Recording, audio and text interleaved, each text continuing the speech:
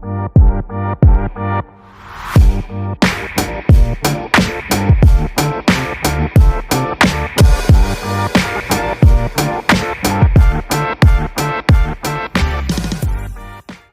वालेकुम।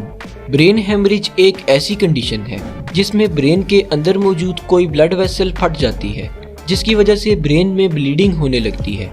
ब्लीडिंग या तो ब्रेन टिश्यूज में होती है या फिर ब्रेन को प्रोटेक्ट करने वाली कवरिंग में।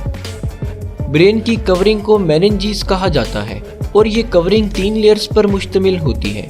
इन 3 लेयर्स में ये जो मिडल लेयर होती है इसे एरेचोनाइड मैटर कहा जाता है।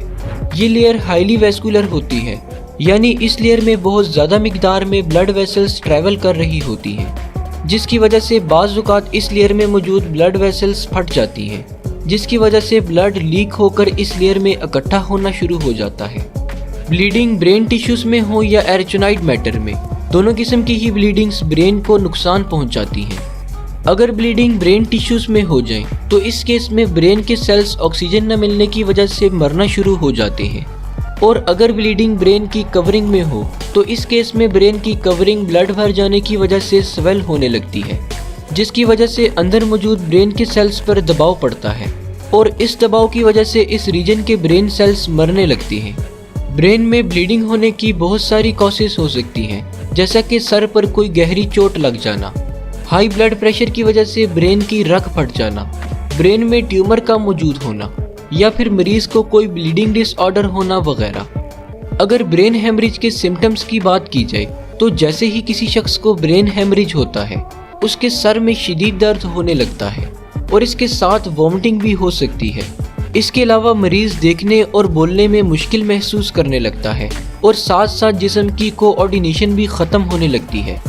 अगर ये सारी सिम्टम्स किसी शख्स में शो हो रही हों तो इसे फ़ौरन डॉक्टर के पास ले जाना चाहिए, क्योंकि अगर ब्रेन हेमरेज की ट्रीटमेंट में ज़रा सी भी देर हो जाए तो पेशेंट की डेथ भी हो सकती है।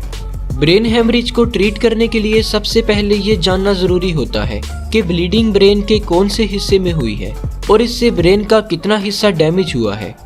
ये सब चेक करने के लिए डॉक्टर सीटी स्कैन या MRI करते हैं और जब डॉक्टर्स देख लेते हैं कि ब्लीडिंग किस हिस्से में है और कितनी है तो इसके बाद ट्रीटमेंट शुरू कर दी जाती है। ज़्यादातर केसेस में ब्लीडिंग को निकालने के लिए सर्जरी परफॉर्म की जाती है, जिसमें पेशेंट के स्कल में सुराख करके ब्लड क्लॉट को ड्रेन कर दिया जाता है।